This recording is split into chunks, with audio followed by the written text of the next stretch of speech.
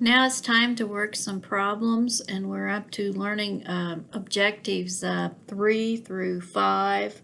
I'm returning to 3 just a little bit because I say there's really overlap between day 1 and day 2. Here we have a pension plan, and we're really just doing the walk forwards for our pension plans. So we have plan assets at their fair value, which is the way it should be valued. And then we have PBO balances. The settlement rate is another term often used for the return rate for the PBO, so it's a discount rate. And then we have expected return, and of course when you look at this, you're going to know that plan assets are going to change actually by the actual, not the expected. So we understand that from having been through the PowerPoint. So for this, you just need to really refer back to that, probably the JPEG that shows you how balances change and how walk forwards are done. And it's a matter of plugging the numbers in. I would caution you that at the top it says 1/1/2010. Well, that would be the beginning of the fiscal year 2010, and 12/31 is the end of fiscal year 2010. And so the beginning of fiscal year 2011 is going to be 12/31/2010. Technically, it's a day off, but that's what we're going to use. So in the first one, they want you to tell what is the actual return. Well, the actual return is going to be the difference that you need when you plug all these things in. The balance is going to go up by the amount of the contributions which are coming in. Doesn't really matter if they're coming from the company or the employees, by the way. It's just contributions coming in.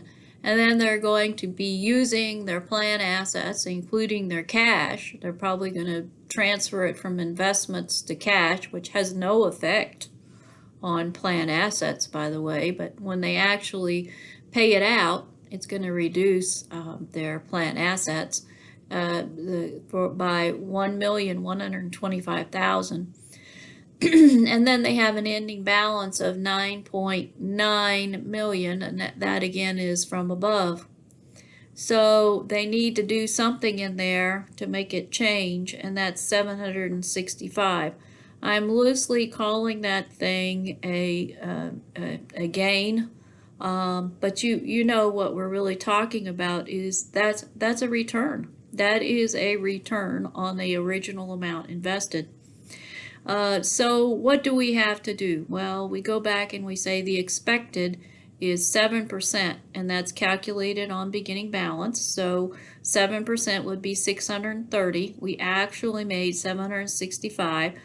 So we did 135 better than we had planned on doing. You can do it as 2 journal entries. You can do it as 1 combined journal entry. We want our plan assets to go up by 765 because that's what makes it walk forward. We just have to separate part of it and put it in OCI because it was not expected, and we'll put the other one in pension expense. Again, it looks strange because pension expense should be, you'd think of it as a debit, but no, it's a credit because it's a return. If the OCI had a balance of 60,000 and the other gain and losses from plan assets, then how do we calculate the corridor? Well, you calculate the corridor based on the values in the PBO or plan assets, and the 10% of the greater one is 900,000. So, 900,000, 135 is nowhere near that 900,000. This is assuming it's the first year. So you can keep it in OCI. How much of the net asset returns go into pension expense? Only the original or expected goes there. Everything else goes outside, and that's what we did in that journal entry, which was up there. Now we have one here where we have a PBO and fair value of the plan assets, expected return, and the settlement, a discount rate. We have a number of things happening here, and basically what you're doing is finding out what the balances are in the accounts or finding out what other numbers you need to put in there. It's just simple algebra, really, once you know the formulas, and the formulas are given on those walk forwards. So PBO here begins at 2.1. If it's 10% discount rate, they're getting 210,000 of an increase in PBO, which is the result of having time value concepts. The 180 is given up there, and then we paying out benefits reduces what we owe, so we have an ending balance of 2,385 and thousands. 2.385 million is another way of saying that. Okay, so if you look at this, what you notice in this problem is they don't give you any actuarial gains or losses or anything like that. So if there's no actuarial changes in it, it would be fairly straightforward. I'm going to tell you that this is illogical, because what would probably happen here is every year the actuary is going to update their estimates of the PBO, and they're going to see changes. They'll see either compensation going up at a greater amount than expected, or they're going to see mortality rate changes. There's all kinds of changes that happen. We've been through that. So having a situation such as A, where there are no gains and losses from the actuarial changes, is unlikely. Ending balance in plan assets, you start with beginning, you add contributions that come in. This is contributions, again, outside coming into the trust. Then you have payouts out of the trust to the retirees. Then you have the actual return, and the assets, the ending balance is going to be based upon the change in the actual return, because that's what they earned. The initial amount of that goes to OCI is going to be any excess gain in PBO, and we didn't have any, and the excess gain in the plan assets is going to be calculated, and that excess gain is the let me explain this better to you. It would be the beginning plan assets of 1.8 million times the expected return of 8%. They earned a different return than that. The 237 minus the expected return is 93,000.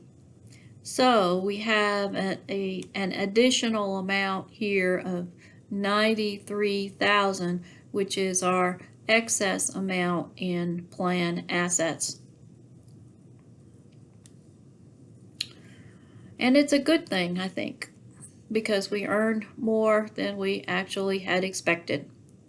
Pension expense is a combination of factors here.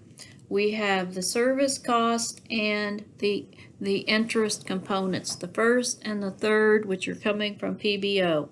We have expected returns, which are coming from that plan asset that we just calculated above. That is the 1.8 times the 8%, which is 144,000. I probably should have written that formula, this formula up here in a different way. We're saying 144,000 is 1.8 times 0.08. That's what I'm saying there. So the expected is 144,000. That's the only amount which you're going to take to pension. It is not showing up as a positive expense. It's a negative expense, or it is really a gain. It's an excess, so you show it as a negative. Then they mentioned something about amortization of gains, and an amortization of a gain would show up as a gain, right, when you take it out of the account. Presumably it's going out of OCI. The 18 here that goes out, again, it's a gain, and to amortize the gain is going to show up as a credit in the expense. Amortization of prior service cost. Prior service cost is an expense type item, so amortizing it shows up as an expense or a debit. So the total expense in here is 288,000 then. You can go back and you can actually check your work on this. You can look at the changes in the balances and you can do a kind of a discussion of it and work through the problem that way, which I did to go back and recheck my work, and I found it to be correct.